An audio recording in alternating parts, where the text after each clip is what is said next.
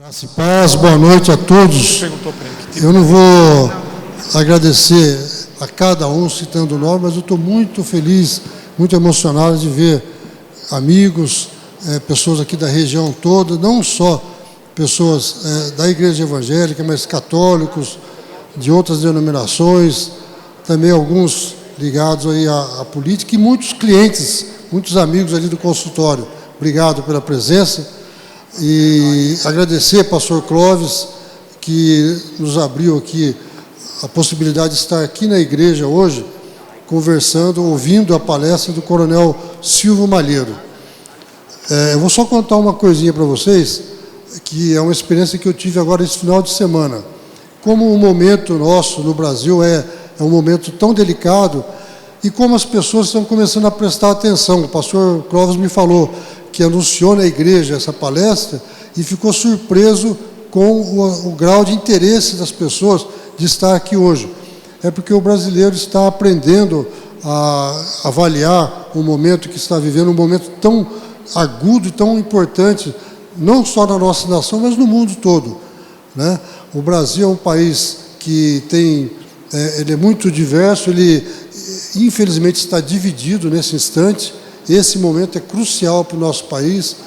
Do mesmo jeito que nós temos aqui pessoas que defendem a vida, nós temos brasileiros que comemoram, né, a aprovação do assassinato de crianças com 6 meses de gestação aqui na Colômbia, vizinho nosso, né? Do mesmo jeito que nós aqui aprovamos e acreditamos na livre iniciativa, na meritocracia, no esforço de cada indivíduo, existem pessoas no Brasil que pensam radicalmente diferentes. Do mesmo jeito que a gente preza a liberdade religiosa, temos aqui várias religiões representadas, existem pessoas que tramam no Brasil contra essa liberdade. Então, é um momento muito difícil, um momento muito agudo, e que a igreja, como o pastor mesmo Clóvis nos disse agora ali embaixo, a igreja tem que se posicionar mesmo e não influenciar a posição de cada irmão, mas dar a oportunidade de ter informação para tomar suas decisões. E hoje, esse que é o propósito. O coronel Silvio Malheiro é um militar, um coronel da aeronáutica, uma carreira de sucesso, uma carreira brilhante na aeronáutica. Ele agora está na reserva, né, mas durante a sua trajetória ocupou muitas e muitas posições na hierarquia da aeronáutica. Eu estive com ele em Brasília, ele me mostrou lá o heliporto ali no Palácio do Planalto, e ele me falou uma coisa assim: eu fui o piloto do helicóptero presidencial durante muitos anos. Falei: qual o presidente que o senhor levou aí? Levei a Dilma, levei o Lula. E aí eu falei: o senhor ficou lá no alto com eles? Fiquei. É pecado isso que vocês estão pensando aí, que eu pensei também na hora, né? Puxa vida, não, lá em cima, podia, mas tudo bem. Então, assim, ele é uma pessoa de extrema confiança do nosso presidente, é o coordenador do Aliança pelo Brasil no estado de São Paulo. Quem acompanha a política sabe que foi um esforço, né, do presidente Bolsonaro de ter um partido que, por algumas circunstâncias, não se concretizou, mas os aliancistas, entre os quais eu me incluo, estão aí já colocados em outros partidos, mas o coronel Malheiro é o líder do Aliança pelo Brasil, é o líder do Bolsonaro aqui no estado de São Paulo, né? E ele vai falar para nós sobre as circunstâncias, tudo que vem acontecendo no mundo, no Brasil, historicamente, para a gente entender um pouquinho qual a importância desse momento que nós estamos vivendo.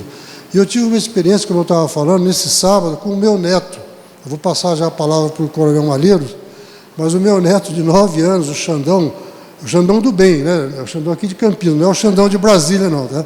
O Xandão chegou para mim sábado: vô, o que é esse negócio de governo de direita e governo de esquerda?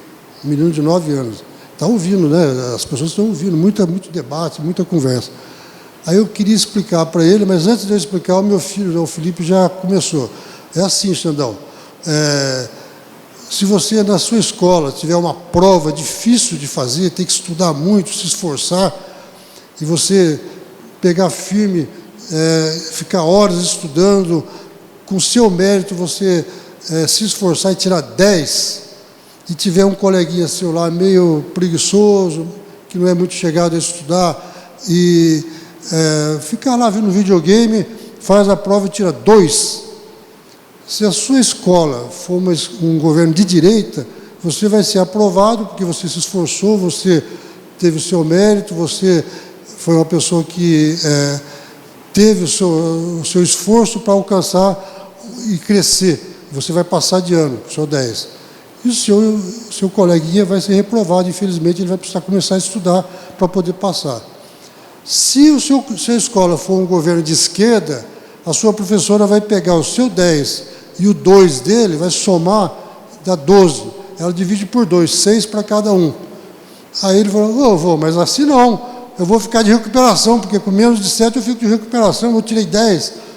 Eu sou de direita, eu não sou de esquerda, ele falou. Mais um eleitor do Bolsonaro, viu, coronel? Então eu queria chamar o coronel Malheiro aqui para iniciar. Ele tem toda a liberdade. Irmãos, a gente tem bastante gente aqui presente. Se alguém tiver perguntas, eu queria pedir para fazer no final, né, para ele poder manter o raciocínio dele. No final, a gente vai ter microfone. Se alguém quiser fazer pergunta, a gente vai dar oportunidade. E também, a gente vai projetar depois aqui no telão o WhatsApp aqui do Tiago, que acompanha aqui o coronel Malheiro. Se alguém tiver alguma outra pergunta que não der tempo de fazer agora e quiser entrar em contato, aí vai ter o WhatsApp aqui para contato, tá bom? Obrigado. Boa noite a todos.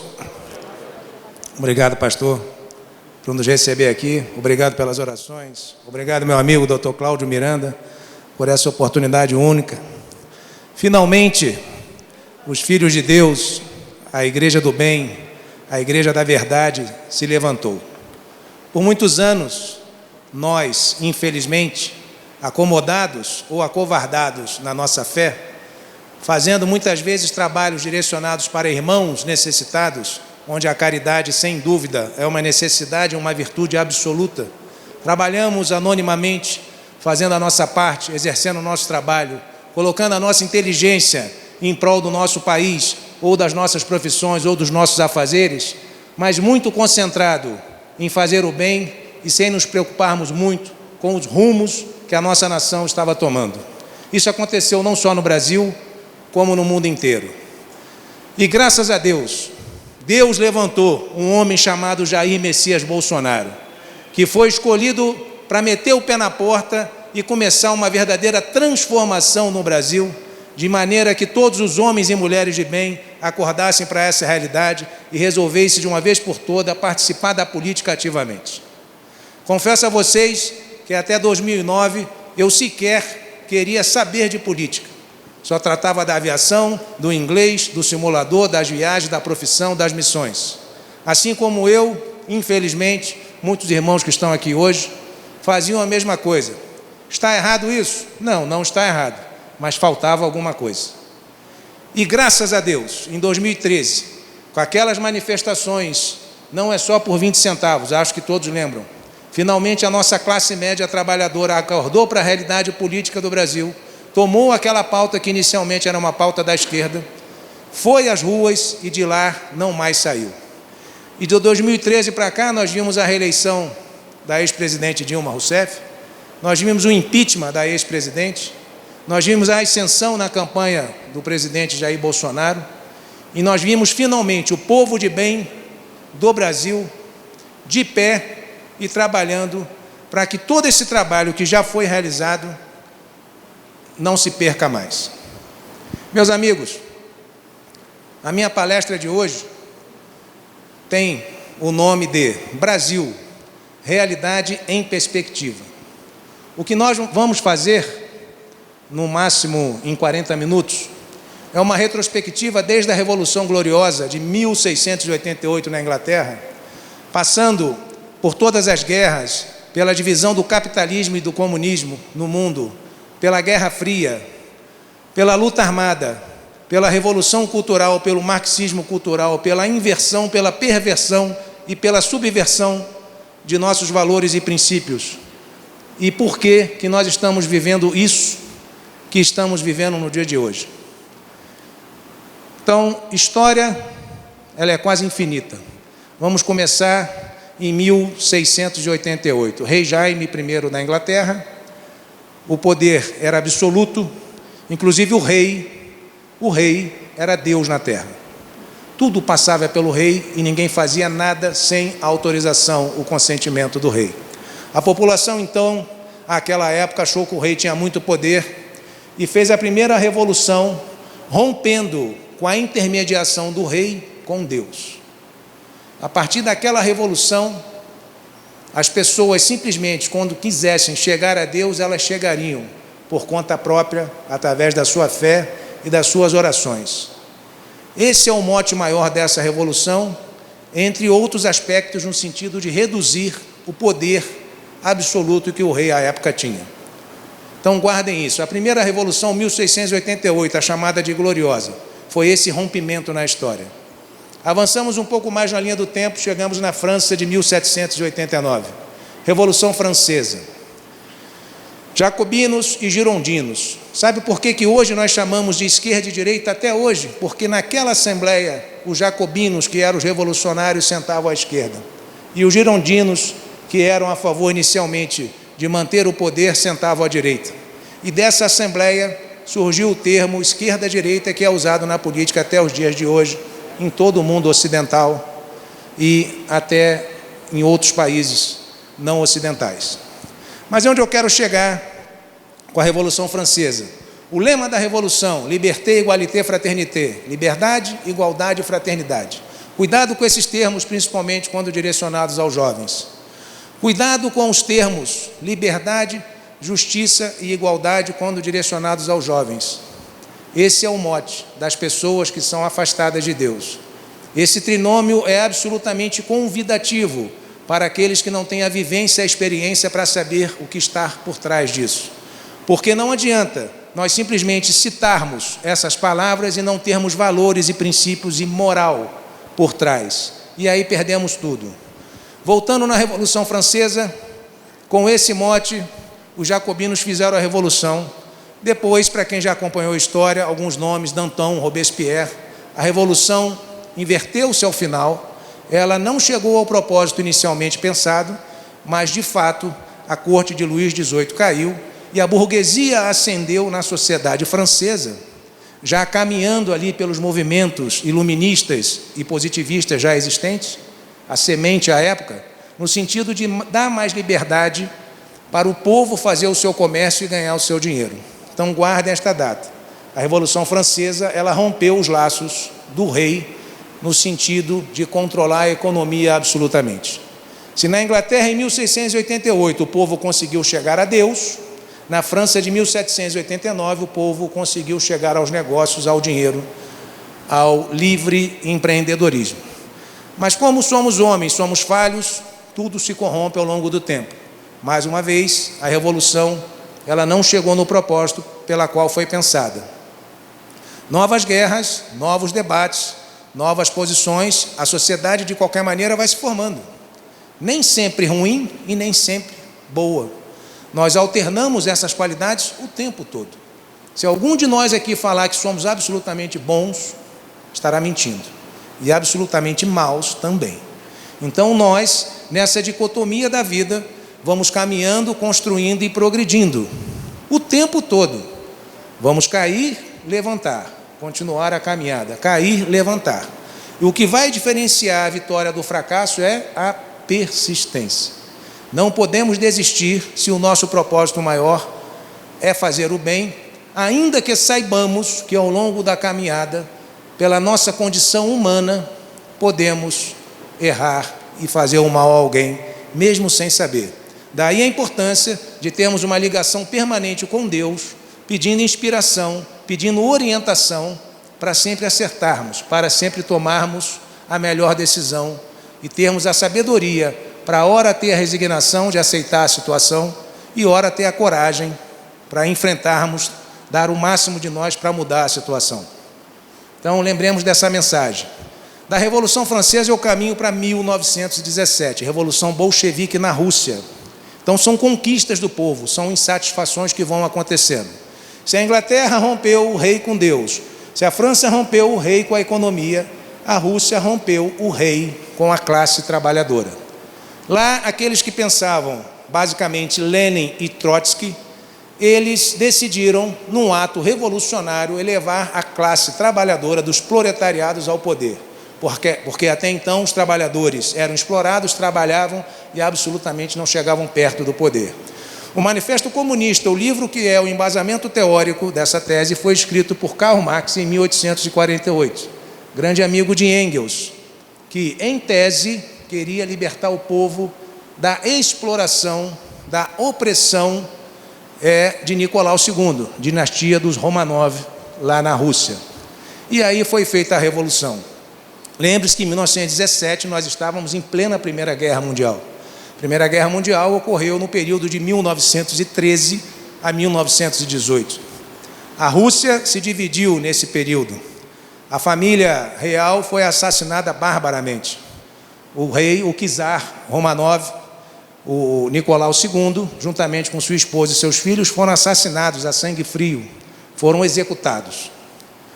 E de lá, então, mais uma vez, com o pensamento revolucionário, com a mente revolucionária, surgiu a ilusão, a utopia que finalmente ia se conseguir a justiça.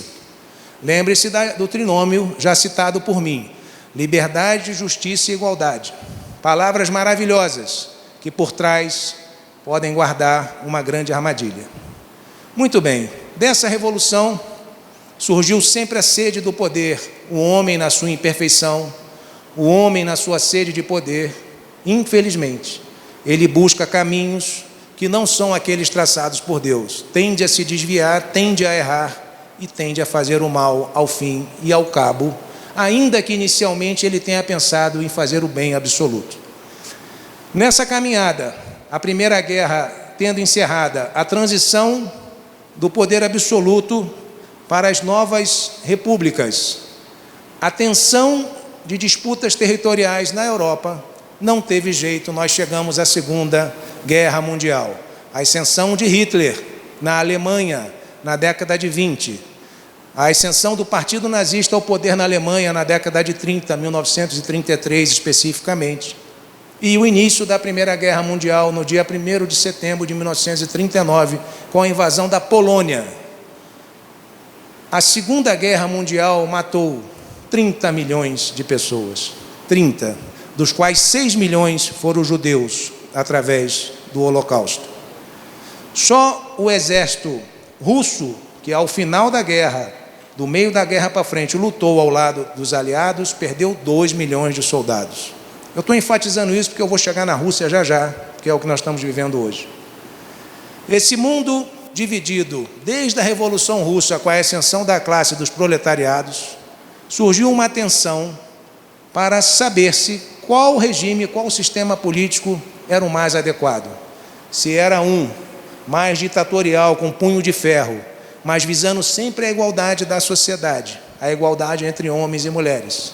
E aqui eu já me permito adiantar, a igualdade entre nós é algo absolutamente utópico, impossível de acontecer, porque cada um de nós recebe uma bênção, tem uma capacidade, tem um dom, tem uma determinação que vai chegar em lugar completamente diverso de outro. O que nós temos que lutar, meus irmãos, é de darmos uma condição digna para que todos tenham a condição de estudar e pelo menos sair de uma situação parecida. Agora, aonde nós vamos chegar é cada um de nós, com o nosso desejo, determinação e disciplina, é que vamos definir onde nós vamos chegar, implementando a nossa vontade, que é a maior potência da alma, que vai definir o nosso sucesso da vida. Eu vou voltar então às disputas políticas, sempre nessa utopia de levar justiça e igualdade para todos. Algo que nós já começamos a entender que é absolutamente impossível de acontecer, em virtude das nossas diferenças de berço, de criação. Temos potenciais diferentes e chegaremos a objetivos diferentes, e nós já sabemos disso. Muito bem, terminamos a Segunda Guerra Mundial. A Rússia, que inicialmente à época foi considerada como inimiga, ao final da guerra para derrubar o regime nazista fascista, o nazifascismo, ela ficou ao lado dos aliados. Os aliados liderados basicamente por França, Inglaterra, Estados Unidos. E a Rússia combateu desse lado, ainda que tenha iniciado a guerra no lado contrário. Isso a história não enfatiza, mas foi exatamente isso. Porque na guerra nós trabalhamos com interesses, com aliados. E muitas vezes, para derrubarmos, para vencermos um inimigo maior, nós temos que nos unir, nos aliar até com aquele que foi nosso inimigo em algum momento da nossa caminhada. Isso é a necessidade, isso é a estratégia. E isso acontece. Acontece no mundo de hoje. E aconteceu naquela época. Ao fim da guerra, com percepções de mundo completamente diferentes, surgiu a América capitalista com o Plano Marshall, investindo bilhões de dólares na Europa para a recuperação da Europa destruída, baseada numa democracia liberal capitalista, de um lado, e surgiu do outro lado a União Soviética poderosa, aliado de maior valor, que perdeu 2 milhões de soldados na guerra, só que baseado no regime autoritário do comunismo, que sempre pregou desde o seu berço a igualdade e a justiça para todos, que agora nós já sabemos ser impossível de conseguir e de atingir. Muito bem, dessa Guerra Fria nós tivemos Vietnã, Coreia, conflitos em vários países da África, a conflagração de Cuba, e aí eu vou pontuar para não ficar muito, não sei se alguns já ouviram falar em Pol Pot, no Camboja, foram 2 milhões de mortos, com essa teoria da igualdade e justiça para todos. A União Soviética, depois da guerra, que ela pegou justamente esses países hoje, que compõem a OTAN, que estão fazendo a pressão para a invasão da Ucrânia, basicamente ali, Estônia, Letônia, Lituânia, e vem descendo Polônia, Romênia, Bulgária. Esses países, na época da Guerra Fria, todos faziam parte do Pacto de Varsóvia, compunham a cortina de ferro junto com a Rússia, nesse mundo bipolar, dividido entre a América capitalista democrática e a União Soviética ditatorial comunista. Estabeleceu-se a Guerra Fria. O contexto era: qual sistema será o usado no mundo inteiro? De um lado, os Estados Unidos querendo defender o seu, e do outro, a União Soviética querendo defender o dela. Faziam guerra o tempo todo, para provar qual sistema político, econômico seria o mais favorável. Agora, como conceber fazer guerra para provar qual sistema seria mais favorável?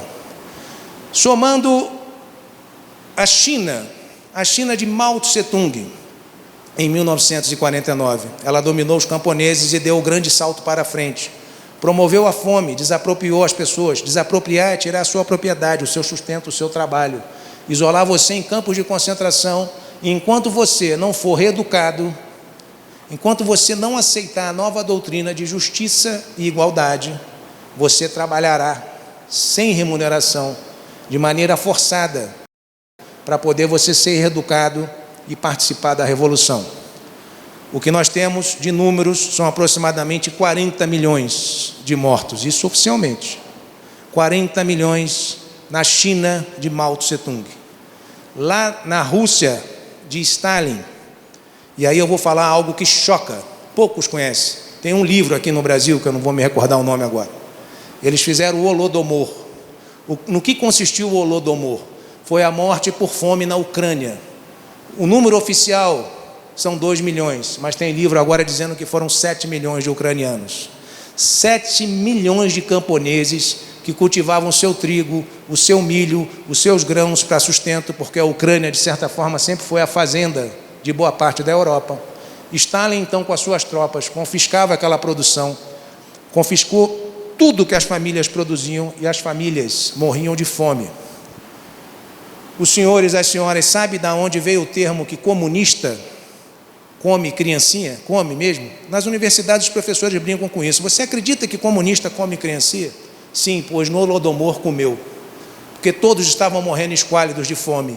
E aqueles que morriam imediatamente, infelizmente, eram utilizados como alimento para poder durar a vida de outros que ainda estavam brigando pela vida. Isso aconteceu.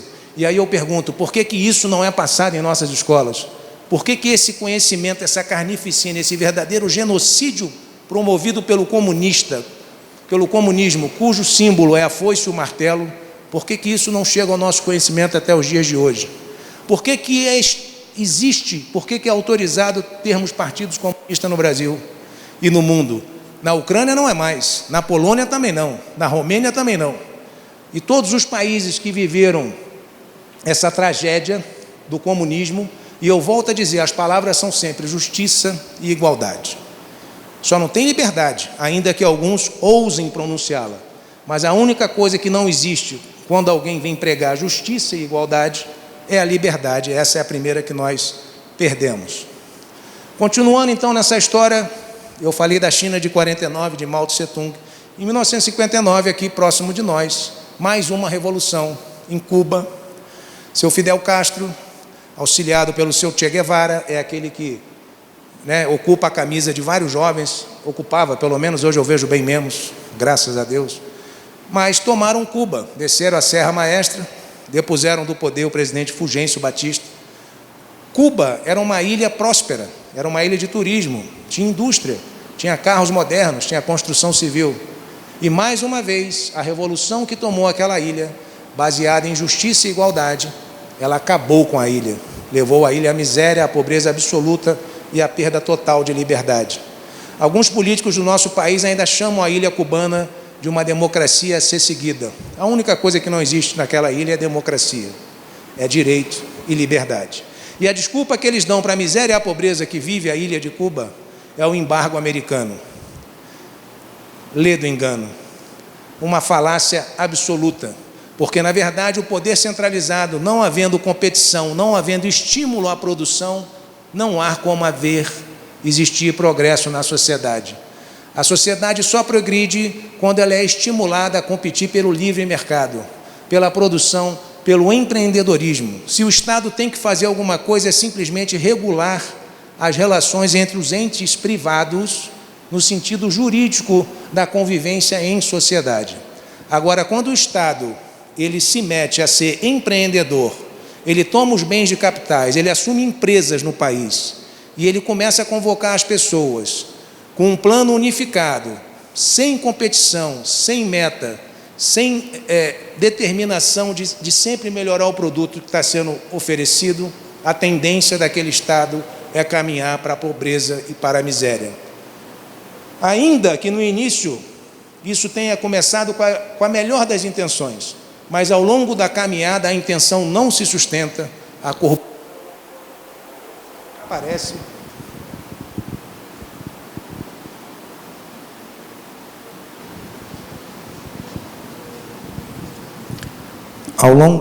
Ao longo da caminhada, ela não se sustenta, a melhor das intenções, a corrupção aparece e a sociedade vai para o declínio.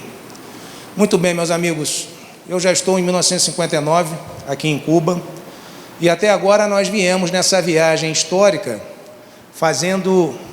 pontuando a divisão no mundo entre um pensamento político e econômico, baseado na democracia, na liberdade, no livre mercado, no empreendedorismo, no capitalismo em sua essência. E do outro lado, num governo autoritário, centralizado, estatal, autoritário, totalitário e comunista. Eis a diferença. Esse foi o período que a maioria de nós, na faixa aí dos 70 anos até os seus 40 anos, nós vivemos essa Guerra Fria intensamente nesse mundo bipolar. Até que chegamos em 1989. Então, para não esquecer, 59, em 61, grave esse dado que eu vou passar agora, em 61 houve a crise dos mísseis em Cuba. A União Soviética colocou mísseis em Cuba, ali é logo ao lado do Golfo do México, uma distância que quase que dá para ir a nada, eu estou exagerando, mas é bem próximo, e quase nós tivemos um conflito nuclear no planeta, em 1961, porque os Estados Unidos, do presidente John Kennedy, na União Soviética era o presidente Nikita Khrushchev, ele se sentiu absolutamente ameaçado com esses mísseis russos aqui em Cuba, e, graças a Deus, a União Soviética teve o bom senso de retirar esses mísseis e livrar o planeta de uma hecatombe nuclear. Continuando, isso foi em 61, gravem esse episódio, porque eu vou falar da Ucrânia, exatamente o que está acontecendo agora em relação à OTAN e aos países que fizeram parte do antigo Pacto de Varsóvia, que compuseram a Cortina de Ferro.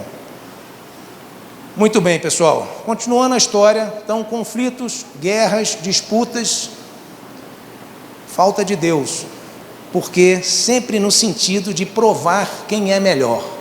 A vaidade acaba com o homem, o orgulho, o egoísmo, a falta de amor e a falta de Deus acaba com o homem. Nós temos que estudar e trabalhar e colocar o melhor de nós o tempo todo, mas se não tivermos Deus no coração, nada acontece. E, como eu disse, ainda que você tenha tido a melhor das intenções no início do empreendimento, ele tende a naufragar ao longo da caminhada, porque você se separou justamente daquilo que é mais importante, que é a presença de Deus na sua empresa. Então, gravem isso que eu vou continuar a falar. Em 1989, precisamente no dia 9 de novembro, nós tivemos a queda do Muro de Berlim. E aí começou o colapso da antiga Cortina de Ferro da União Soviética. O presidente da União Soviética era o Boris Yeltsin. Começou um movimento na Rússia chamado de Perestroika e Glasnost, que foi a recuperação dessas informações do regime, os absurdos cometidos por Stalin, foram abrindo a economia planificada, a quantidade de corrupção que tinha, e foi desmoronando a credibilidade desse sistema que surgiu lá atrás, em 1917, sempre baseado na justiça e na igualdade. A única coisa que nós não vimos nesse regime foi justiça e igualdade, em momento algum, ainda que no início a intenção tenha sido essa. Muito bem, em 91, com o fim da União Soviética, surgiu outro evento aqui na América Latina muito importante. O senhor Luiz Inácio Lula da Silva, juntamente com o senhor Fidel Castro, em 1990, eles criaram o Foro de São Paulo.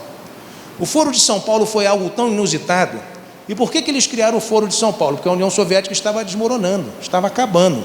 Quem dava dinheiro para Cuba se manter era a União Soviética. Conforme a economia deles foi se desmoronando, ela foi acabando a força nesse mundo bipolar.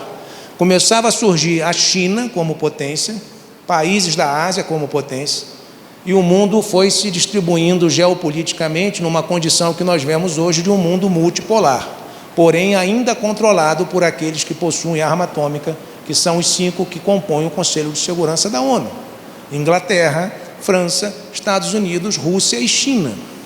Esses têm armamento nuclear para fazer a dissuasão em qualquer país do mundo. Se nós temos aí em torno de 190 países que participam da ONU, nós contamos nos dedos de 2 mãos aqueles que têm o armamento nuclear para dissuasão. Ora, Coronel Malheiro, o senhor está defendendo o uso do armamento nuclear? Claro que não. Para usar, jamais. Mas para dissuadir o inimigo, com certeza. Porque eu tenho um armamento que absolutamente, se alguém pensa em fazer uma invasão, em roubar meus bens, em tomar, digamos, ferir a minha soberania sobre aquilo que eu tenho no meu país, um armamento nuclear pode fazer toda a diferença. Nós já tivemos esse debate profundo no âmbito das Forças Armadas, mas infelizmente sempre deturpado quando ele chegava na sociedade civil. Somos pacíficos por natureza. O Brasil é o coração do mundo, é a pátria do Evangelho, ninguém tem dúvida disso. Nós sabemos da nossa missão coletiva de levar o Evangelho para o mundo inteiro, mas nós não podemos ser presas fáceis na mão daqueles que nos cobiçam e que são nossos inimigos. Nós temos na região norte o aquífero Alter do Chão, a maior quantidade de água potável do mundo embaixo de nossas terras. Aqui embaixo deste solo tem o aquífero Guarani, o segundo maior aquífero do mundo, com água potável em abundância para sustentar a terra por 200 anos. Para sustentar a terra toda por 200 anos. É o que nós temos só de água potável aqui embaixo de nossas terras. Sem falar do diamante, do ouro, do nióbio, do grafeno, da diversidade, da biodiversidade da nossa flora e da nossa fauna, de tudo que nós somos capazes de produzir. Nós temos a Embraer, a terceira maior produtora de aviões do mundo. Nós temos empresas de software maravilhosos ali no Vale do Paraíba, principalmente ao redor da cidade de São José dos Campos. Nós temos o melhor agronegócio do mundo, em termos de produtividade por hectare de terra, graças à nossa Embrapa, com engenheiros competentes, de uma iniciativa do governo, temos que reconhecer que foi mantida ao longo dos anos mas que infelizmente detratada e destruída por muitos, que volta e meia nós vemos aí que invadem e destroem as pesquisas, os laboratórios e por aí vai, sempre no sentido de frear o desenvolvimento do Brasil. O Brasil é referência em meio ambiente, gente. O Brasil, se qualquer um de nós aqui comprar uma terra na Amazônia para produzir, nós só podemos produzir em 20% da terra comprada, 80% tem que ser reserva. Se comprarmos no Pantanal, só podemos produzir em 65% da terra comprada, 35% tem que ser reserva. E aqui no Sudeste, não sei se tem algum fazendeiro aqui, se comprarmos uma terra aqui para produzir, só podemos explorar 80% da terra, 20% tem que ser de terra preservada. Eu estou falando esses números só para dizer a todos que estão aqui hoje, que nós, em termos de preservação do meio ambiente, somos referência para o mundo. A nossa floresta amazônica ela é preservada, assim como em 1500, em 84% da sua área de vegetação. Se somar todos os biomas do Brasil, a floresta, o Pantanal, o Cerrado, a Mata Atlântica, os Campos Gerais, se somar tudo isso, do jeito que Cabral encontrou aqui em 1500, nós ainda temos 66% dessa mata. Aqueles que nos detratam na Europa e nos Estados Unidos, eles têm 2%. A Revolução Industrial acabou com absolutamente tudo. E eles reflorestaram. São essas informações que nós precisamos ter para quando ouvirmos o absurdo de dizer que o Brasil não cuida da sua floresta, não cuida do seu Pantanal, que o Brasil faz queimadas e destrói o seu meio ambiente, nós temos argumentos com números para nos contrapormos e expormos essa pessoa ao ridículo. Nós temos que defender aquilo que nos foi dado por Deus, como o coração do mundo e a pátria do Evangelho. Entendam que existem muitas pessoas com uma cobiça imensa em todas as riquezas que nós temos. E chegou a hora desse conhecimento sair dos quartéis, das Forças Armadas, sair do âmbito das universidades, de quem estuda geopolítica, planejamento estratégico. E esse conhecimento tem que chegar ao povo, tem que chegar ao brasileiro para que todos entendam o quanto vale o nosso país, o quanto vale a nossa nação, a quantidade de riqueza que nós temos por aqui. Continuando no nosso raciocínio, as revoluções, o pensamento, as divisões, a cobiça do homem. Nós já passamos em 61 na crise dos mísseis e eu quero chegar nesse mundo multipolar, quando com o nosso presidente, depois do Jânio Quadros, da renúncia dele, o nosso presidente João Goulart, flertando então com a China, fazendo viagem aos países comunistas, ele insuflando a quebra de hierarquia e disciplina no âmbito das Forças Armadas, o Brasil caminhando para um caos. Então, chegou o dia 31 de março de 1964, que foi o início do regime militar no Brasil. Absolutamente apoiado pelas famílias, pelas igrejas, pela mídia, pela imprensa de maneira geral, porque o brasileiro, no seu instinto conservador, que nós somos a maioria, nós nunca quisemos o regime comunista aqui. E nem a troco da promessa de igualdade e justiça, porque, felizmente, muitos já sabem que isso é utópico e é falacioso. O regime militar começou então. Inicialmente, a mente revolucionária, que é aquela que se contrapõe à mente conservadora, a mente revolucionária ela quer destruir, ela quer desconstruir, ela quer acabar e quer começar do zero um mundo utópico que só existe na cabeça dessas pessoas. A mente conservadora ela quer preservar, ela quer cultuar. Ela tem história, tem mitos, tem heróis e tradições, e ela absolutamente quer melhorar aquilo que pode ser melhorado em benefício da população como um todo. Essa é a diferença da mente conservadora e da mente revolucionária. Estou falando esse aspecto agora com essa ênfase porque isso é muito importante para a conclusão da palestra. Nós então iniciamos o regime militar, inicialmente com a luta armada. General Golbery Couto e Silva criou a teoria da panela de pressão. Acredito que muitos aqui tenham vivido, pela idade, esse período. Eles sequestravam, eles roubavam banco, eles explodiam, porque eles promoviam o terrorismo ao mesmo tempo da guerrilha urbana. O manual da guerrilha urbana de Marighella era utilizado amplamente. Os generais da época, então, resolveram priorizar a luta armada. Não tira a razão deles.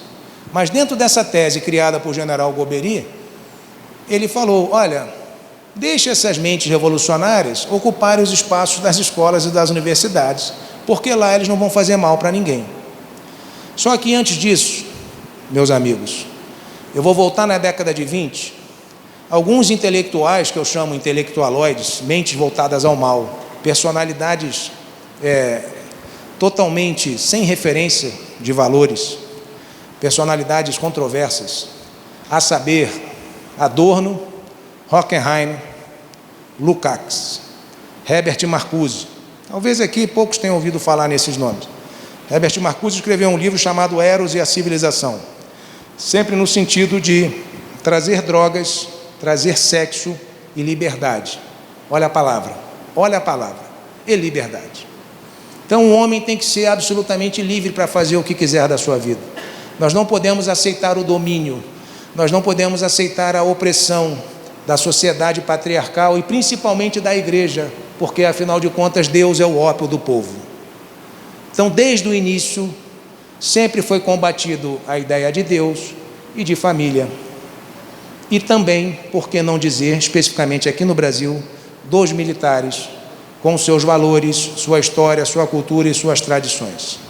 Lá então, esse regime foi mantido no combate das armas, mas raciocinamos erroneamente, quando permitimos que essas mentes revolucionárias ocupassem o espaço da escola, da universidade, da mídia, do entretenimento, das entidades de classe e de tudo que nós estamos vendo hoje.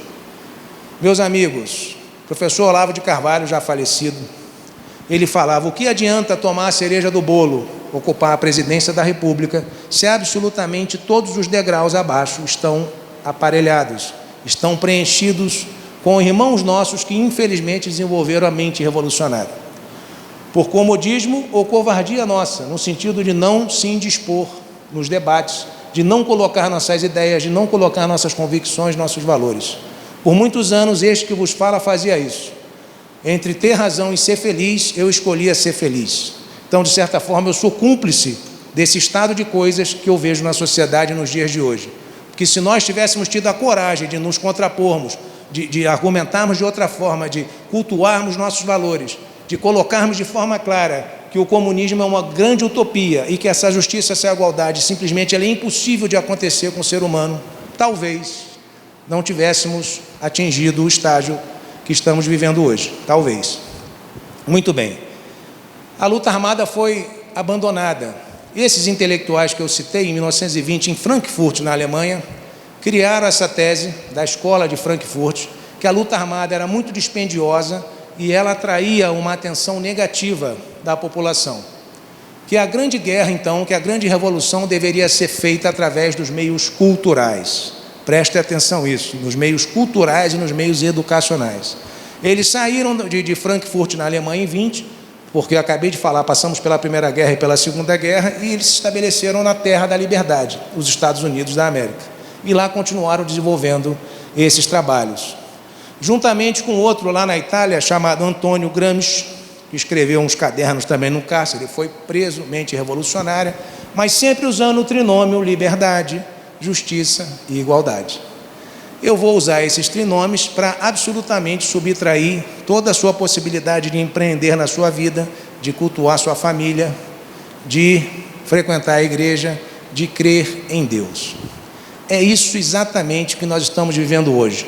Eu lembro a vocês todos que no Brasil nós tivemos o movimento modernista de 1922. Tarsila do Amaral, Mário de Andrade, Oswaldo de Andrade. Eu recomendo para aqueles que não conhecem ainda. Eu fui membro fundador em 2016 da empresa chamada Brasil Paralelo. O objetivo dela é mudar o imaginário popular em 20 anos, trazendo a história como ela aconteceu, sem narrativas, sem pós-verdade, cultuando nossos heróis, tradições e mitos, para nós valorizarmos o que temos de melhor aqui no Brasil e entendermos de uma vez por todas o que aconteceu.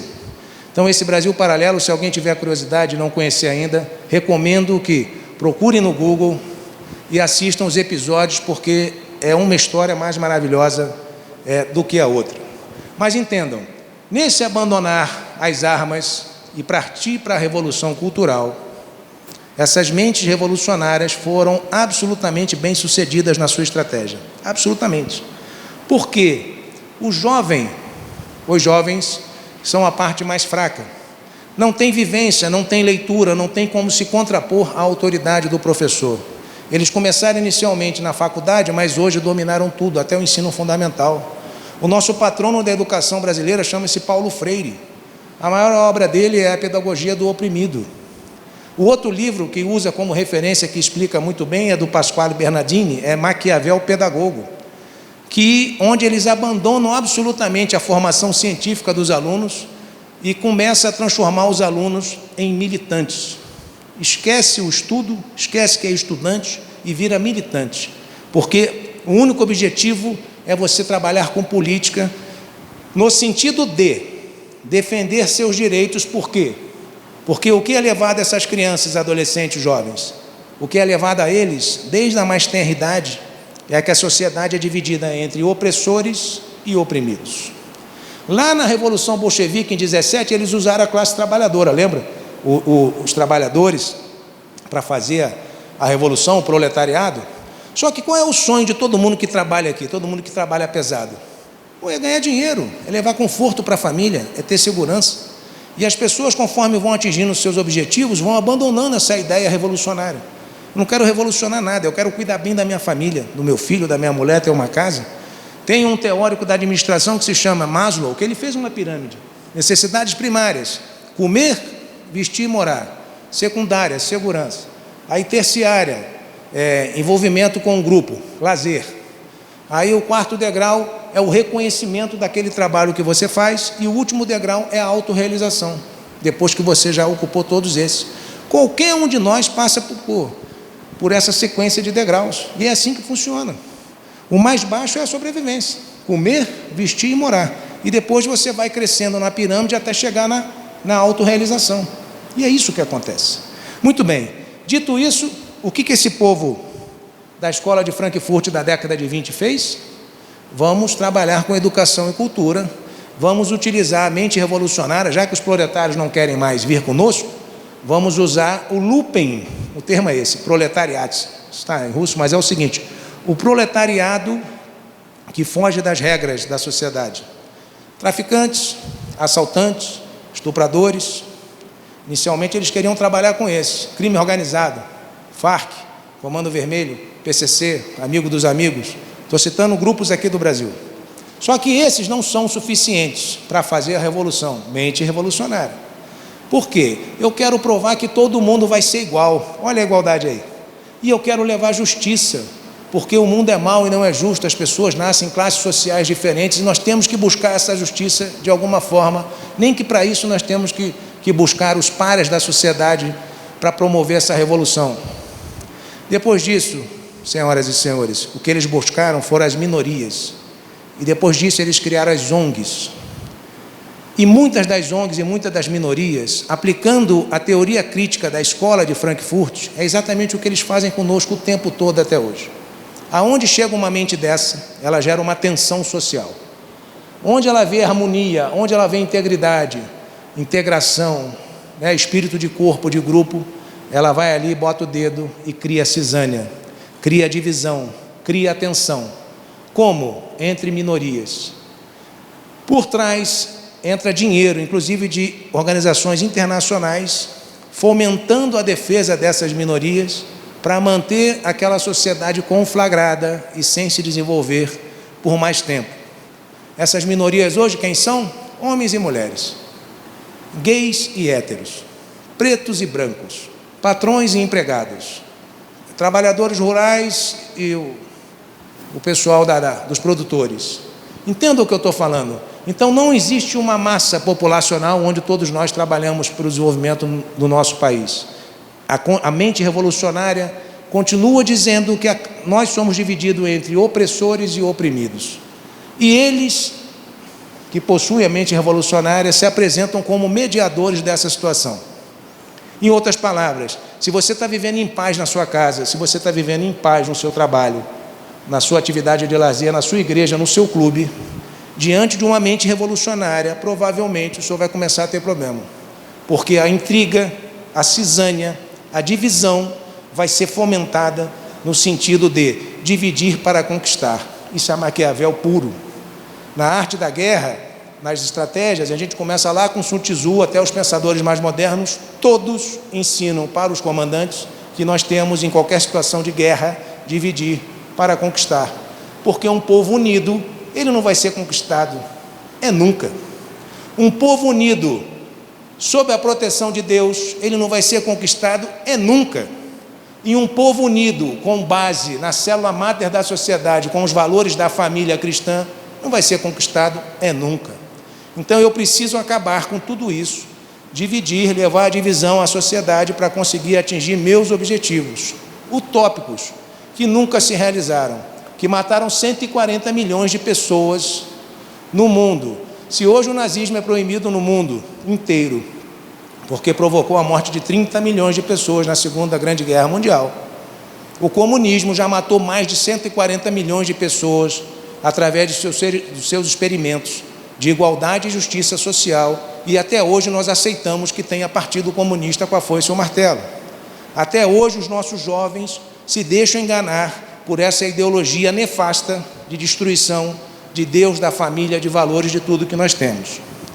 Meus amigos, já me encaminhando para o fim da palestra, nessa contextualização histórica, na reeleição da presidente Dilma Rousseff em 2014, em 2015, esse homem chamado Jair Messias Bolsonaro, ele foi escolhido para poder meter o pé nessa porta e começar essa mudança que nós estamos vivendo hoje. Ele foi escolhido para levantar todos aqueles que estavam acomodados e acovardados, cuidando da sua vida, dos seus negócios, dos seus estudos, para efetivamente, numa noite de terça-feira, nós estarmos aqui na casa de Deus, ouvindo uma palestra como essa, para despertar, no mínimo, questionamento e curiosidade, para aprofundarmos nosso conhecimento, para questionarmos. Não basta só ouvir o que está sendo falado aqui essa noite.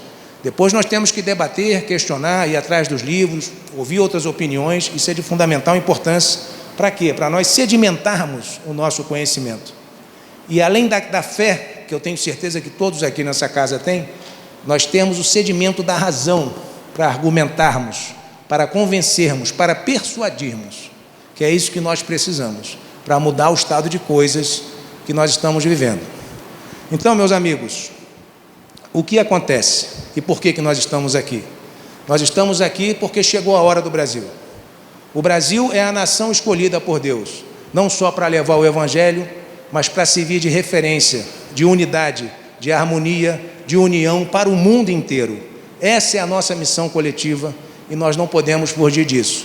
E para não fugirmos disso, nós não podemos perder o Brasil para as forças das trevas. Nós não podemos. Então, estamos aqui, unidos, fazendo essa contextualização histórica. As entregas desse governo são entregas jamais vistas nos últimos 30 anos. A revolução da infraestrutura, as rodovias, ferrovias, portos e aeroportos. A transposição do Rio São Francisco, que é um projeto do Império do Brasil, volto a dizer, do Império do Brasil, foi concluída. E nós vamos poder ver a grandiosidade daquela terra, o que o sertanejo sofrido vai fazer com aquela água, porque ele vai plantar, ele vai fazer estação de turismo, ele vai produzir, ele vai enriquecer, graças a Deus. Então, meus amigos, o que está sendo feito, a navegação de cabotagem, a privatização de portos e aeroportos, todas as empresas estatais que davam prejuízo passaram a dar lucro.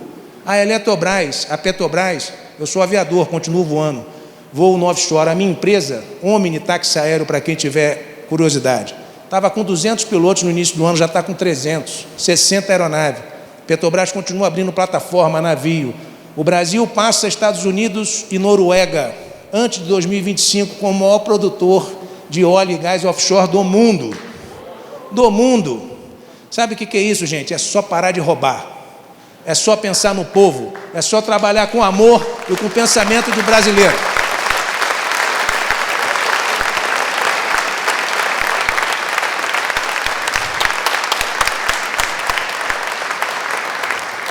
É chuvas de bênção, é muita notícia boa. O brasileiro não está acostumado com isso.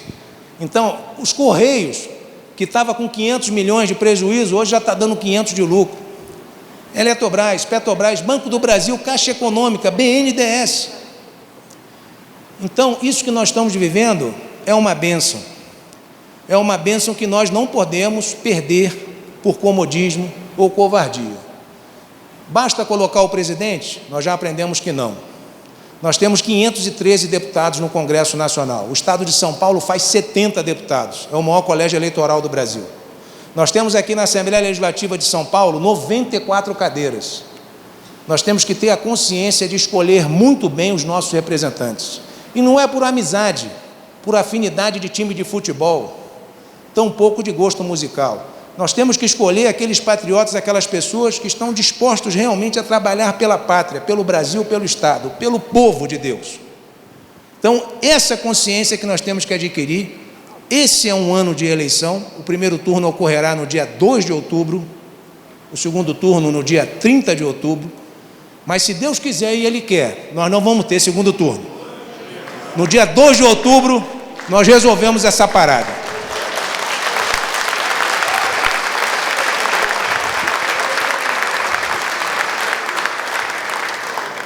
E aí vão me perguntar antes de eu encerrar, e as urnas? As urnas. E as urnas, pastor? Eu só oro, né? O Exército está acompanhando, é a força encarregada pela guerra cibernética, vários companheiros lá, especialistas, engenheiros, mas eu continuo perguntando, e as urnas? Vamos crer, né? Vamos fazer que esse acompanhamento, porque quem entende um pouquinho, já falou que provavelmente, se acontece, isso é uma hipótese, eu estou falando em tese, se acontece alguma fraude, não é na sessão eleitoral. Talvez seja na contabilização. Na contabilização. E aí até hoje a gente fica nessa dúvida, mas temos que crer, temos que fazer a nossa parte. Enfim, senhoras e senhores, se nós mantivermos essa linha de tudo que foi falado nessa noite, nessas disputas ideológicas, nessa cobiça do homem, no orgulho, na vaidade, no egoísmo do homem, do afastamento do homem de Deus, né, na negligência do homem em relação à sua família, porque aí fora, infelizmente, é isso que nós vemos. Não adianta nada nós fazermos reformas estruturantes, reforma tributária, reforma administrativa, reforma trabalhista, reforma eleitoral, se nós não tivermos, se nós perdermos nossos valores, valores cristãos, porque o Brasil, como qualquer outro país do mundo, ele foi formado através da mitologia grega, do direito romano e do legado moral judaico-cristão. Não temos como fugir disso, essa é a nossa base de criação filosófica do direito positivo e da moral cristã.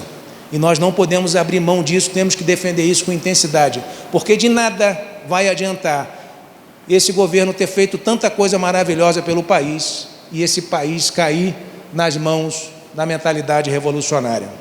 A mentalidade conservadora cristã tem que prevalecer para que nós consigamos colocar o Brasil como líder no concerto das nações.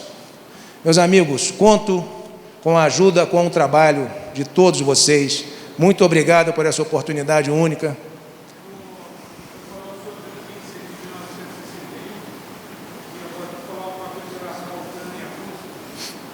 Bem lembrado, pastor, obrigado. O pastor me lembrou aqui, antes de eu encerrar então, eu não vou tomar posição nem de aliado, nem de inimigo, né? Principalmente como militar que sou, tendo feito escola de altos estudos, de política e estratégia e tal. Então vamos lá. Nosso Brasil tem 8 milhões e 500 mil quilômetros quadrados. Nós temos 7.500 quilômetros de fronteira mar. Nós temos 16 mil quilômetros de fronteira terra. Fazemos fronteira com 10 países, só não fazemos com Chile e Equador. E a nossa força, as nossas forças armadas são a 10ª do mundo, por incrível que pareça. Nós temos quase 700 aeronaves, temos quase 300 carros de combate, nós temos uma marinha de 100 vasos de guerra. Agora, é suficiente para defender uma área tão grande? Claro que não. Então eu vou fazer uma comparação para que todos entendam. Eu falei da crise de mísseis em 61, quase nós fomos a um colapso atômico no mundo, porque a Rússia colocou mísseis aqui, muito próximo da Flórida, ali no Cuba, Golfo do México.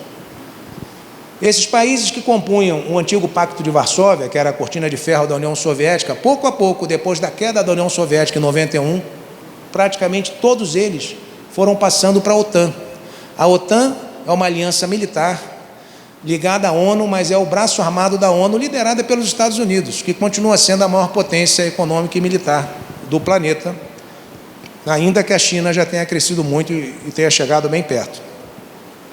Mas, como eu disse ao longo da palestra, Estônia, Letônia, Lituânia, Polônia, Romênia, Hungria, vai descendo ali, Bulgária, Albânia, tem que ver o mapa aqui. Todo mundo passou para a OTAN. E a Ucrânia, Kiev, que é a capital da Ucrânia, está somente a 800 quilômetros de Moscou, que é a capital da Rússia. A Rússia já teve um passado imperial, ela foi muito grande com a União Soviética.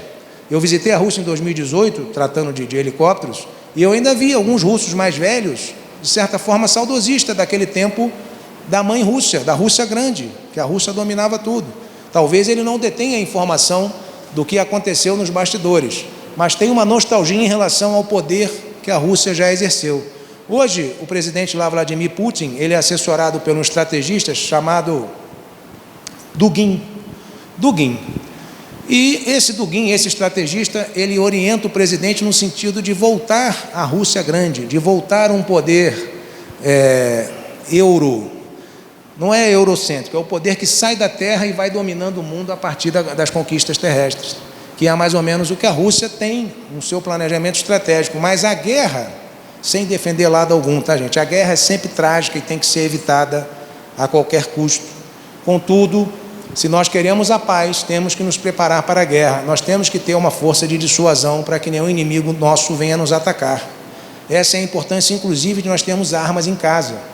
Essa é a importância, inclusive, do homem de bem ter o porte de armas. Porque se todos estão armados, homens e mulheres, ninguém é mais forte que ninguém, estamos todos armados. Agora, se só alguns estão armados e esses não têm a moral suficiente para usar a arma, a sociedade vira presa fácil. Mas voltando ao caso da Rússia, Kiev, a Ucrânia teve um presidente democraticamente eleito. Eu nem me atrevo a falar o nome dele, Ilyushikov, alguma coisa assim. E ele foi derrubado por golpe da OTAN, com apoio da União Europeia. Esse que está aí agora, Zelensky, foi numa segunda eleição promovida e aplaudida pela própria OTAN e União Europeia. Essa Ucrânia atual pediu para entrar, para fazer parte da OTAN, da União Europeia já faz, porque entrou agora, eles admitiram. Mas pediram para fazer parte da OTAN. E aí eu quero que todos pensem, da mesma forma que os Estados Unidos não admitiram mísseis aqui em Cuba, no quintal de casa deles, em 61, por que agora a Rússia teria que admitir mísseis em Kiev, já que a Ucrânia está pleiteando a OTAN e a OTAN está namorando com a Ucrânia, no quintal de casa a 800 quilômetros de Moscou? Então eu estou falando aqui sem a mínima intenção de fazer juízo de valor, mas estou colocando uma situação geopolítica real para todos aqui presentes, para que pensem. Porque se eu tenho um inimigo, se eu tenho alguém no quintal da minha casa que pode me atacar a qualquer momento, isso é algo preocupante. Isso é algo que eu não devo deixar. Mal comparando, é como se o Peru, América Latina, infelizmente nós estamos perdendo alguns países para os vermelhos. Não é só a Venezuela e Cuba, não. Infelizmente perdemos a Argentina, Peru, Bolívia, agora o Chile. O Chile, que era uma referência aqui na América do Sul, os senhores e as senhoras vão ver o Chile daqui a 4 anos. Dominado, liderado por mentes revolucionárias. Vocês vão ver o que essas mentes revolucionárias vão fazer com aquele país, mais uma vez. Então, o que eu estou dizendo é, nós temos que proteger aquilo que é nosso.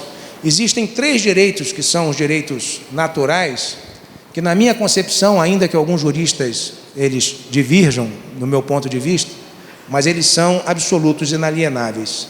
São o direito à vida, à liberdade e à propriedade. Esses 3 direitos nós devemos defender com toda a força de nossa alma. Por isso que eles são considerados naturais, mas já tem gente relativizando isso, querendo dizer, né, o Dr. Cláudio colocou aqui, ao ponto das feministas, hoje é o Dia Internacional da Mulher, algumas mulheres feministas comemorarem, né, o assassinato lá do feto de 6 meses na barriga da mãe, comemorarem. Depois foram tão atacadas que tiraram até das mídias, né? Deletaram, apagaram a postagem. Mas como que alguém pode comemorar o assassinato de uma criança de 6 meses na barriga da mãe, que já sente dor, que já ouve, que já tem o sistema nervoso formado? Como que pode isso acontecer? Ao mesmo tempo que há uma defesa absoluta da vida daqueles que cometem erros na sociedade, o pessoal não quer nem discutir a pena de morte, quer fazer a defesa absoluta do traficante, do assassino, do estuprador. Olha que dicotomia louca. Ao mesmo tempo que defendem isso, também defendem o assassinato do feto de até 6 meses. Alguém consegue compreender isso? À luz do espírito e à luz da razão? Não tem como compreender isso. Então nós temos que nos contrapor de uma forma veemente contra essas aberrações. Eu só peço a Deus, pastor, que Deus abençoe a Ucrânia, Deus abençoe a Rússia, Deus abençoe principalmente esses líderes, antes de tomarem suas decisões. Que esse conflito, que essa guerra acabe o mais rápido possível, porque a guerra é muito triste. Nós militares que treinamos para isso, a última coisa que nós queremos é a guerra. Porque se no treinamento que nós fazemos ao longo da vida, nós já passamos por tantas agruras, tantas dificuldades, imagina quando a guerra é real, né? Quando o projétil é real, quando a morte é real, e aquele sofrimento todo que nós vemos. Não tem como concordar com isso. Mas a guerra, o general, ele é o último bastião da diplomacia. Quando a diplomacia, quando os embaixadores, quando o corpo diplomático do país e o outro não conseguem mais resolver, quem vai resolver é o general. Nós não podemos esquecer isso. Se vis pacem para bellum. Se queres a paz, prepara-te para a guerra. Porque a sua fragilidade, a sua vulnerabilidade é um convite ao bandido, é um convite ao inimigo. Se ele sabe que você é presa fácil, ele vai lá. Agora, se ele sabe que você está bem protegido, está bem defendido, está bem armado, ele pensa 2 vezes e ele não vai lá. E um último dado para encerrar, porque é muita coisa para falar, né? Mas eu vou falar de um dado estatístico de armamento, né? Eu, como coronel de Força Aérea, posso ter 6 armas. Eu tenho minhas armas. 2 brazonadas, 2 normais e tudo mais. A gente faz exame psicológico, faz stand de tiro, faz tudo. Eu vou guarnecer a minha casa, a minha família, a minha vida, sempre, e a minha liberdade. Esse direito não pode ser só dos militares. Esse direito tem que ser de todo cidadão de bem que quiser ter uma arma e portar uma arma. Não tem como nós não defendermos isso. Eu não estou defendendo a arma para matar ninguém, para fazer o mal para ninguém. Muito pelo contrário, eu estou defendendo a arma para defender os direitos meus e da minha família, daqueles que eu amo, da minha propriedade e da minha liberdade. Esse argumento é absoluto, ele é irrefutável. E se precisar utilizar, que Deus me perdoe, eu vou utilizar. Mas ela está ali para fazer a dissuasão, para poder desestimular aquele que quer fazer o mal comigo ou com a minha família, não fazer. Então esse é um pensamento que até isso nós fomos manipulados e fomos desinformados durante anos. Que tristeza ver aquelas armas todas sendo massacradas lá. A arma na mão do bandido tem que ser tirada sempre. Mas da forma como foi feita, os bandidos ficaram totalmente armados e os homens de bem completamente desarmados. E chegamos no ponto que chegamos hoje, que mais uma vez, graças a Deus, está sendo revertido. E aí, nunca o brasileiro comprou tanta arma como nesses 3 anos de governo Bolsonaro. O que aconteceu com os índices, pastor, de assalto, de assassinato? Caíram 7,5%, como não caía há 20 anos, contrariando todas as teses de todos os estudiosos que dizem que arma traz mais violência e traz mais morte. Porque o raciocínio das armas é exatamente esse, é a dissuasão. Se você está armado, dificilmente alguém vai mexer com você. E aí não tem nem, permita-me aqui dizer, né? Às vezes isso é mais afeta a juventude, mas o pessoal pitbull, né? Que faz luta, que faz academia, que é mais forte, até isso você acaba. Porque diante da arma não tem forte e fraco, é todo mundo em pé de igualdade. Se lá você tem arma e o outro aqui tem arma, ninguém vai mexer com ninguém, vai todo mundo se respeitar porque está todo mundo em pé de igualdade. Bom, mas isso aqui acabou sendo uma defesa, né? Faz parte da plataforma. Eu acho que eu encerro. Meus amigos, eu sei que foi muito extenso, o assunto foi muito variado. Antes de eu encerrar, se alguém quiser fazer alguma colocação, alguma pergunta, eu fico à vontade aí para responder, para fazer o debate. E já agradecendo mais uma vez ao pastor, Dr. Cláudio Miranda e todos que vieram aqui gentilmente, com essa paciência infinita para nos ouvir. Alguma colocação, pessoal? Alguma pergunta? Fiquem à vontade. Então, muito obrigado e até a próxima.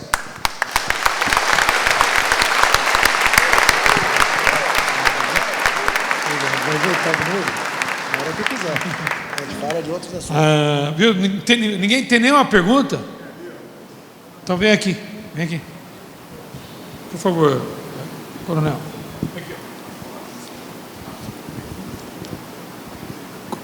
Boa noite. Como se posicionar no meio corporativo, sendo que, pelo menos na minha empresa, é até ensinado isso que você acabou de comentar, né, de paz, liberdade, etc. Porque às vezes a gente acaba sendo meio que... eu me posiciono, né, não tenho medo, mas existem muitas pessoas que têm esse receio. Qual a dica que você dá? Perfeito, agradeço a pergunta. A pergunta dele, para quem não entendeu, é como nos posicionarmos no meio corporativo das empresas, né? No trabalho, na família, no clube. Ora, é difícil, porque você na empresa, você está mantendo relação de trabalho, principalmente quando você está numa posição subordinada, se o seu chefe tem um pensamento ideológico contrário ao seu. Então, eu lhe recomendo com muita tranquilidade, com muita propriedade, para que, se você for argumentar de uma forma verdadeira e honesta, mas que essa argumentação possa causar algum mal à sua pessoa, você não o faça. Você tem que usar a razão, você tem que ser inteligente. Você vai argumentar em ambientes onde você não vai ser prejudicado diretamente. Por quê? Não tem por que você ameaçar o seu emprego simplesmente para você ganhar um debate ideológico de ideias, se aquilo ali não vai resultar em nada prático, imediatamente eu estou falando. Porque outros entes estão fazendo isso por você. Eu me apresento como um. Mas eu hoje, na posição que eu tenho, eu posso fazer isso. Vêm ameaças, mas são menores do que aquelas que vêm da empresa, no ambiente de trabalho, com colegas. Só para você entender, eu evito falar de política na minha empresa. São 300 pilotos, nem todos concordam com essa maneira que eu expus aqui hoje. Então, quando nós estamos lá no dia a dia, eu trabalho por quinzena, né? Estamos lá no dia a dia, voando, 3 horas de voo para lá, 1 hora e pouco. A gente fala, quem quer ouvir, normalmente me pergunta e eu respondo. Quem não quer ouvir, fala de outro assunto, fala de amenidade. Então eu recomendo que a gente seja inteligente, use a razão e não exponha, né, o seu trabalho, a sua posição, simplesmente para você ganhar um debate. Não vale a pena. Mais alguém? Tem mais uma pergunta aqui.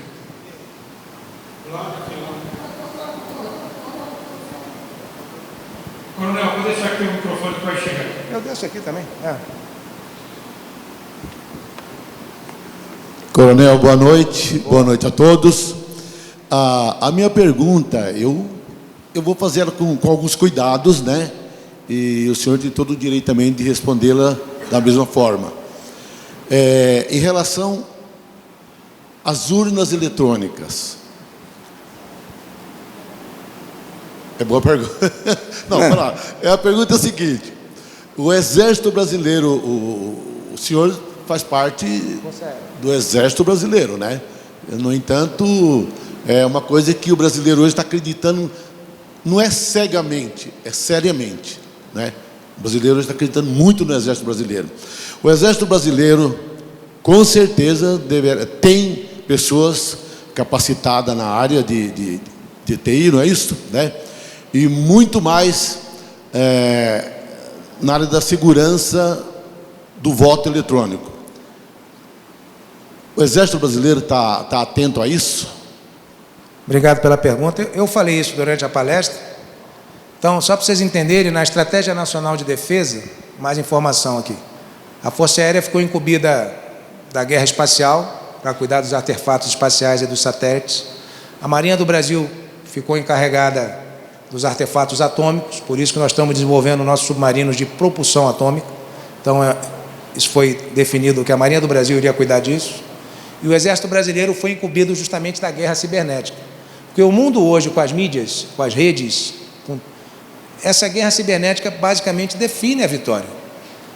E nós estamos saindo da guerra do campo prático, né, do armamento letal, e indo realmente para as redes e para tudo isso que ocorre. Por quê? Se você derrubar uma rede hoje, você acaba com o sistema bancário de um país, sistema de aplicação, sistema hospitalar, sistema de controles do governo, você acaba com o país simplesmente fazendo guerra cibernética.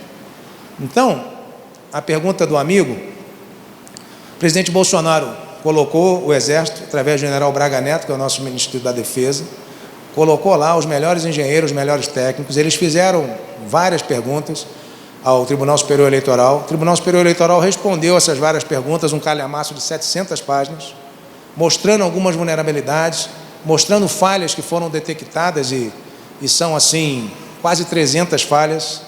A urna é de 96, é uma urna ultrapassada, obsoleta.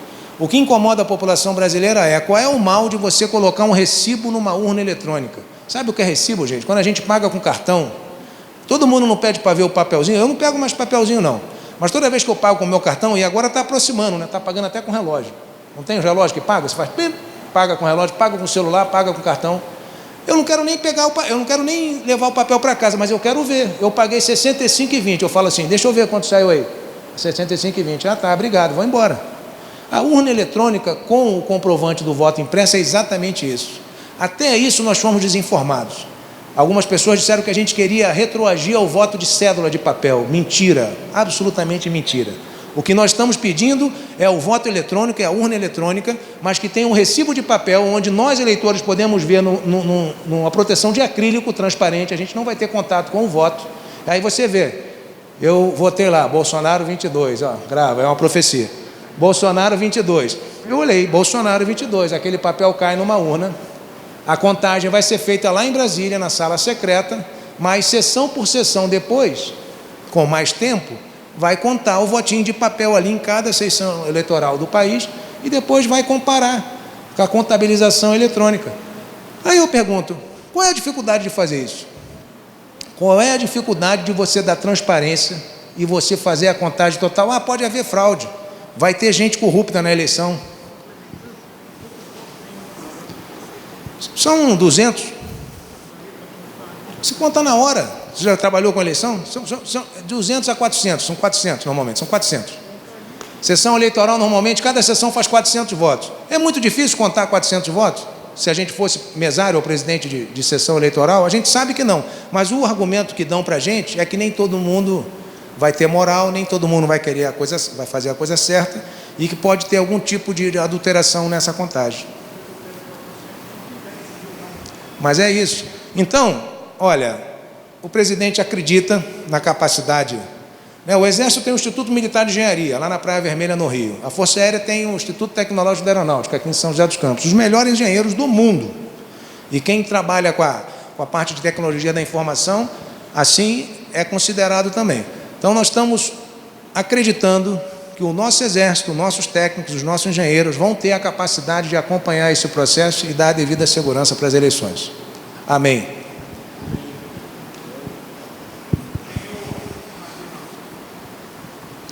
Com licença, Coronel Silvio Malheiro Júnior, parabéns pela palestra. Eu quero agradecer ao pastor Clóvis por essa organização. Eu sou nascido, criado nesta cidade há 46 anos e nunca tive a oportunidade, pastor Clóvis, de estar aqui na casa de Deus e por isso eu gostaria que todos nós pudéssemos também parabenizar o senhor por este evento. Uma salva de palmas, por favor.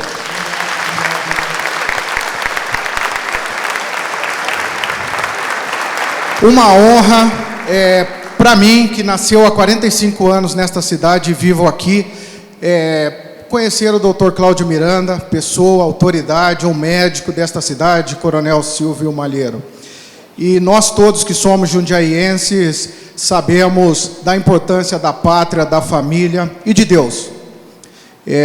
Eu gostaria também de ressaltar a presença de pessoas que construíram essa cidade que aqui se encontra, como o nosso ex-vereador João Rocha, como o vereador pastor Carlos, da cidade de Várzea Paulista, como aqui também o nosso pastor Silas, que se encontra.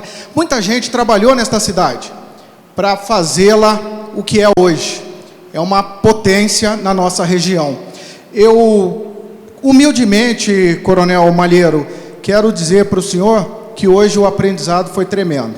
Essa história que os livros contam, que não coaduna com os valores militares, a gente sabe que precisa ser virada. Então eu gostaria apenas de parabenizá-lo. Eu peguei o microfone para dizer que é uma honra muito grande tê-lo, senhor, aqui na nossa cidade. Muito obrigado.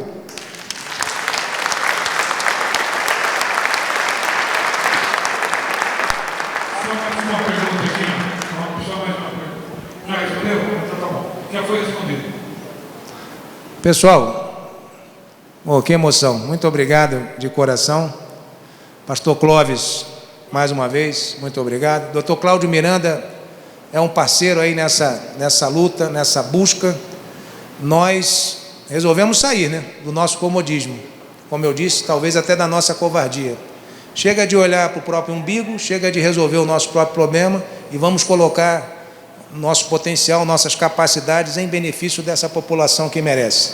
Somos hoje 213 milhões de brasileiros aproximadamente, esse foi um levantamento de 2020, e 213 milhões de pessoas que merecem ter um governo digno, merecem ter políticos com moral, que efetivamente trabalhem em prol do Brasil e dos brasileiros, sem toma lá da cá, sem troca. Imagine os senhores o que nós já poderíamos ter feito, esse governo Bolsonaro, se os projetos, todos os projetos que passaram pela Câmara dos Deputados e pelo Senado Federal fossem aprovados. Desde o DPVAT, desde incentivo às empresas privadas, desde todas as reformas administrativas para diminuir o custo do funcionalismo público, reforma tributária para poder fomentar o empreendedorismo, o crescimento das empresas. A reforma trabalhista, que tem candidato aí dizendo que vai derrubar a reforma trabalhista, que vai estatizar aquilo que foi privatizado, que vai dar aumento para funcionário público. Gente, vai ouvindo. Isso está sendo dito em campanha, que vai cercear a mídia, que vai censurar as mídias sociais, que precisa de uma regulação. E até o Telegram, que hoje é um espaço livre para o debate, para a livre manifestação, tem juiz na nossa Corte Constitucional dizendo que vai derrubar o Telegram no Brasil, porque ele simplesmente não admite o livre debate, a livre manifestação, a livre expressão. Tem presidente de partido preso por crime de opinião, porque, sem dúvida, foi enfático no que falou contra determinado ministro da Corte Suprema, mas sem nada previsto no nosso ordenamento jurídico, esse cidadão continua preso até hoje. Ficou em Bangu 8 e agora encontra-se na sua casa, lá no Rio de Janeiro, com uma tornozeleira eletrônica, porque simplesmente falou algo que o outro alguém da Suprema Corte não gostou e prendeu. Sem o devido processo legal, sem a ampla defesa, sem o contraditório. Aí eu pergunto, onde se encontra o Estado Democrático de Direito, tão propalado por alguns grupos do nosso país e tão vilipendiado ou desprezado por outros? Nós precisamos acordar para essa realidade. Não dá mais para nós vivermos com esse estado de coisas. A ditadura, que muitos falavam que viriam através dos militares, ela veio através do Poder Judiciário. Eu falo aqui com todas as letras. Hoje o maior responsável pela insegurança jurídica, tá? E pela insegurança, por isso tudo que nós estamos vivendo politicamente, no sentido de não saber mais o que pode ou o que não pode. Mas é isso, pessoal. Vamos encerrar, pastor. Obrigado, muito obrigado mesmo. Eu quero que você volte. Não, vamos voltar. Na verdade, eu vou deixar o Dr. Cláudio terminar, mas assim, eu quero agradecer ao Dr. Cláudio, porque eu conversei com ele e falou desse evento, eu falei, faz aqui na igreja. Eu quero que o povo comece a ouvir, o contrário do que os seus filhos e outras coisas que a mídia tem dito. Então é muito importante isso, a gente ter conhecimento. Repito, a Bíblia diz que o povo perece por falta de conhecimento. É lógico, conhecimento bíblico, conhecimento sobre Deus. Mas nós perecemos pela falta de conhecimento em diversas áreas da vida. Só que nesse tempo que nós estamos vivendo, é crucial. Nos dias que se virão, nos anos que se virão no Brasil, é crucial. A gente acha que o Bolsonaro, você vê na rua cheio de gente, cheio de pessoas em volta dele, está ganho. Não, a esquerda está trabalhando por debaixo, está convencendo os adolescentes a tirar a carteirinha dele para fazer o voto dele. Então não é brincadeira, é uma guerra. E nós como cristãos, temos que entender que isso é uma guerra espiritual. Antes de ser política, antes de ser ideológica, ela é espiritual. E a guerra espiritual se resolve no campo espiritual. E para resolver no campo espiritual, você tem que entender o que está acontecendo. Há uma guerra do diabo contra o Brasil. Há uma guerra do diabo contra a nação brasileira. Nós estamos lutando, só para dizer para os irmãos, na nossa igreja, em todas as reuniões, todos os cultos, no momento do culto, quem é da igreja aqui sabe disso, o Dr. Cláudio sabe disso. Nós oramos pelo Brasil em todas as reuniões, todos os cultos. No culto da Santa Ceia, seja que for, nós vamos, paramos o culto para orar pelo Brasil, orar pelos líderes, os governadores, orar pelo nosso presidente, em todos os cultos, que é tempo de oração, é tempo de interceder pelo Brasil. Nós oramos em 2018, Deus fez um milagre, que a eleição do Bolsonaro foi um milagre. Você concorda que foi um milagre? Por que aconteceu o milagre? Porque a igreja se levantou. A resposta de Deus na terra vem através da igreja. Viu, meu irmão? Através da igreja. A igreja se levanta. Eu falo também, mas eu vou falar. Eu sou do tempo, irmãos. Eu sou crente há muito tempo. Eu sou mais velho que o coronel. Mas assim, eu sou do tempo que diziam assim, os pastores diziam na época, a televisão é do diabo. Não era, mas entregamos para o diabo. Acabamos entregando para ela. Aí veio a conversa assim, a política é do diabo. Não se fala política na igreja. Não era do diabo, mas entregamos para o diabo. Então, acorda, igreja, né? Acorda, se manifesta, se posiciona. Aquela conversa, eu não estudo nem futebol, nem política, nem religião, nem política. Quem falou que não? São dois assuntos fundamentais para nós: a igreja e a política. Então, nós precisamos discutir política, precisamos conversar política, precisamos falar com as pessoas. Todas as pessoas que eu converso, eu encontro com elas e digo: quem você vai votar? A pessoa me fala, eu estou em dúvida, acho que eu vou votar no Moura, acho que eu vou votar. Meu amigo, se você não votar no Bolsonaro, vai entrar à esquerda. Você quer a esquerda? Não, mas eu não quero a esquerda. Então já vota para ganhar na primeira. Vota no Bolsonaro já para ganhar na primeira. A gente já quer agir. E orar muito. Obrigado, viu, coronel? Você veio no dia do seu aniversário, rapaz. Podia ter feito um bolo, né? Deus te abençoe. Nunca comemorei meu aniversário de uma forma tão maravilhosa. Muito obrigado a todos vocês. Eu nunca tive tantos amigos numa comemoração de aniversário. Graças a Deus. Muito obrigado. Pessoal, agradecer a presença de todos. Aquele WhatsApp do Tiago França, é o Tiago, aquele moço lá, que está com o celular. Ele, qualquer recado, qualquer contato com o Coronel Malheiro, só ligar lá, entrar em contato com o Tiago. Deus abençoe a todos, obrigado pela presença, obrigado, coronel. E é um coronel da aeronáutica, mas está com cara de deputado federal. Deus abençoe.